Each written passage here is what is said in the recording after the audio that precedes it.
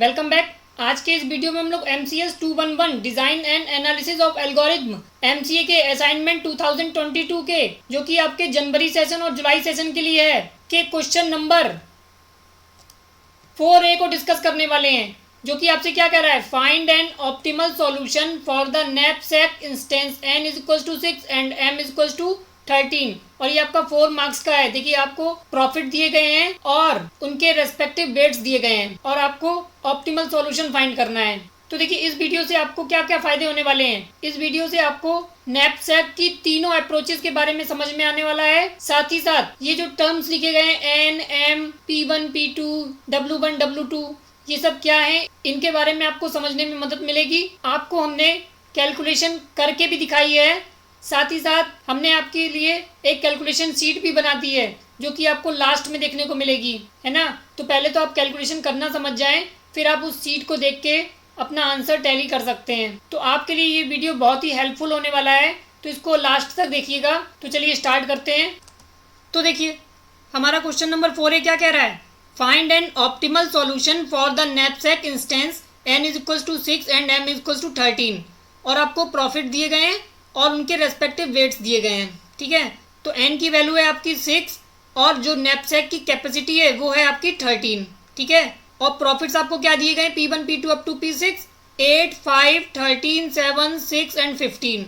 ठीक है, और उनके weights W1, W2, W3 and so on W6, 3, 2, 4, 6, 2, 5। ठीक है, अब आपको मैक्सिमम प्रॉफिट निकालना है। ठीक है, यानी कि फाइंड एन ऑप्टिमल सॉल्यूशन। और जब भी हम लोग नैपसैक की बात करते हैं तो हमारे पास 3 अप्रोचेज होती हैं। ठीक है, फर्स्ट अप्रोच में हम लोग क्या करते हैं, फर्स्ट अप्रोच में हम लोग मैक्सिमम प्रॉफिट देखते हैं। ठीक है, और जो उसकी सेकंड अप्रोच होती है उसमें हम लोग मिनिमम वेट लेते हैं। और जो थर्ड अप्रोच होती है उसमें हम लोग क्या करते हैं, PI और WI का रेशो लेते हैं। ठीक है, किस ऑर्डर में, डिक्रीजिंग ऑर्डर में, यानी कि पहले सबसे बड़ा, फिर उससे छोटा, फिर उससे छोटा, फिर उससे छोटा। ठीक है, और प्रॉफिट के केस में क्या करते हैं, प्रॉफिट के केस में भी हम लोग डिक्रीजिंग ऑर्डर में चलते हैं। लेकिन जो सेकंड अप्रोच होती है वेट की, उसमें हम लोग असेंडिंग ऑर्डर में चलते हैं, यानी कि पहले मिनिमम वेट, फिर उससे बड़ा, फिर उससे बड़ा, फिर उससे बड़ा, इस तरीके से चलते हैं। ठीक है, तो हमें क्योंकि ऑप्टिमल सॉल्यूशन थर्ड अप्रोच से ही मिलता है तो हम लोग यहाँ पर थर्ड अप्रोच को यूज़ करने वाले हैं। ठीक है, अब इस थर्ड अप्रोच में हम लोग करते क्या है वो हम लोग समझते हैं। तो उसके लिए हम लोग एक टेबल बना लेते हैं जिससे हमारी सारी चीज़ें काफ़ी क्लियर हो जाएंगी। ठीक है, तो यहाँ पर हम लोग लिख लेते हैं पहला कॉलम I के लिए, दूसरा कॉलम हम लोग बना लेते हैं PI के लिए, तीसरा कॉलम हम लोग बना लेते हैं WI के लिए, फिर जो हमारी थर्ड अप्रोच है वो क्या है, PI और PI अपॉन WI का जो रेशो मैक्सिमम होगा उसको हम लोग पहले लेंगे, फिर देन उसके बाद वाले को, फिर देन उसके बाद वाले को, है ना, इस तरीके से चलेंगे। फिर यहाँ पर हम लोग ऑब्जेक्ट लिख लेते हैं XI। ठीक है, जिसको हमें कंसीडर करना होगा उसको 1, या फिर जिसको नहीं कंसीडर करना होगा उसको 0, और कुछ को हमें फ्रैक्शनल में लेना पड़ेगा। और वो किसके बीच में होगा, 0 और 1 के बीच में, है ना। तो वो समझेंगे जब हम लोग प्रॉब्लम सॉल्व करेंगे, तब आपको चीज़ें क्लियर हो जाएगी। फिर हमारा यहाँ पर आएगा sigma of I is equals to 1 to 6। क्यों, n की वैल्यू क्या है, 6। ठीक है, और यहाँ पर आ जाएगा आपका WI XI। फिर आपका मेन जो फाइनल कॉलम बनेगा वो बनेगा I is equals to 1 up to n is equals to 6। और यहाँ पर हम लोग कैलकुलेट करेंगे PI XI की वैल्यू। ठीक है, जो हमारा मेन टारगेट है। तो हमारे कितने इंस्टेंस हैं, 6, 1, 2, 3, 4, 5 एंड 6।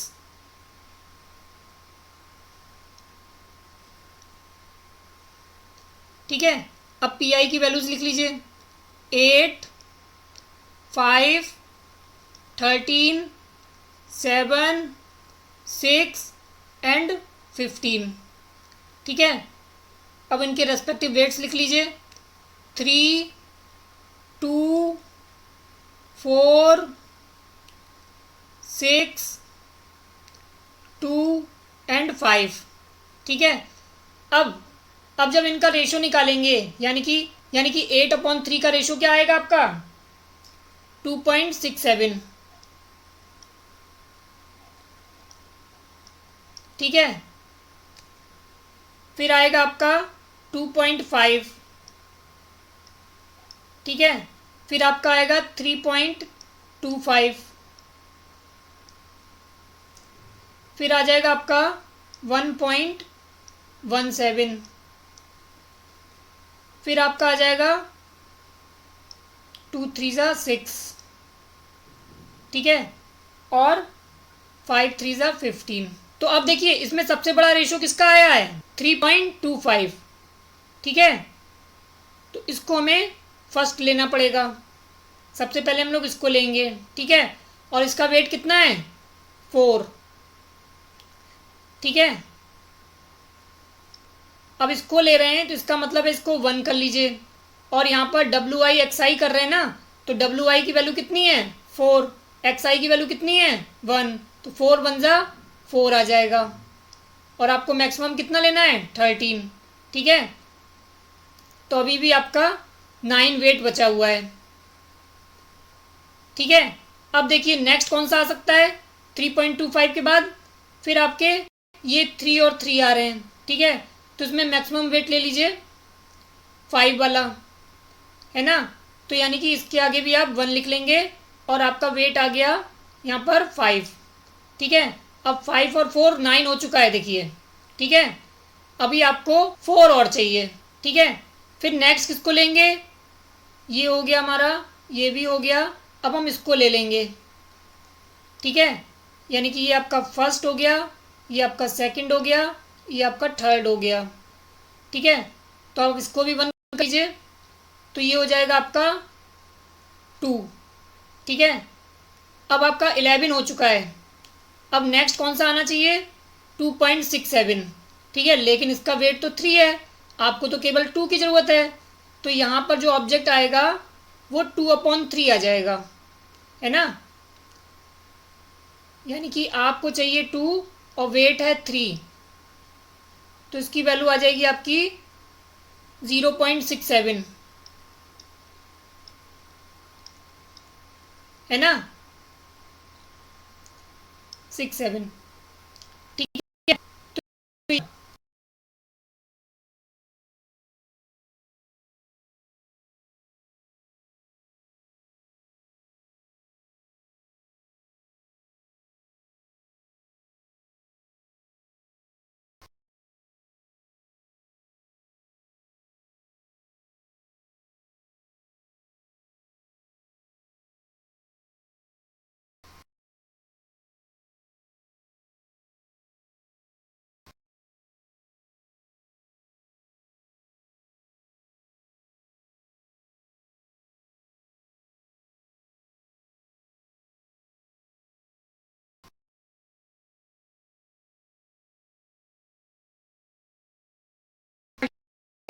ठीक है 5.33, फिर यहाँ पे तो 0 नहीं है, आपका है ना 6.00, है ना 6.00। फिर आपका 15 आ जाएगा, है ना। जब इन सबको जोड़ेंगे तो आपका जो टोटल बनेगा वो बनेगा आपका 39.33, ठीक है 39.33, है ना। देखिए 15 और 6 21, 21 और 3 24, 33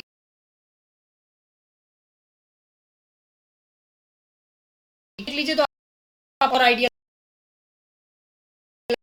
तो देखिए आई की वैल्यू 1 2 3 4 5 6 ले ली है, और यहाँ पर पी आई की वैल्यूज लिख ली है, और यहाँ पर हमने सेकंड कॉलम में पी आई की वैल्यूज लिख ली हैं, यहाँ पर डब्ल्यू आई की वैल्यूज लिख ली हैं, ठीक है।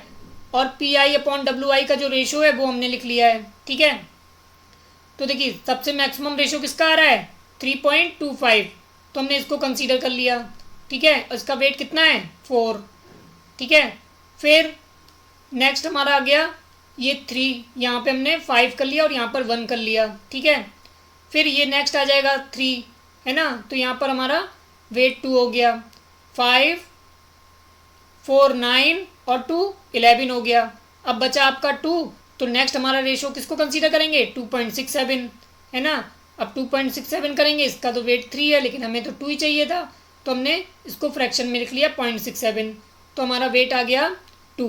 जब इन सबको जोड़ेंगे तो हमारा टोटल वेट आएगा 13, ठीक है।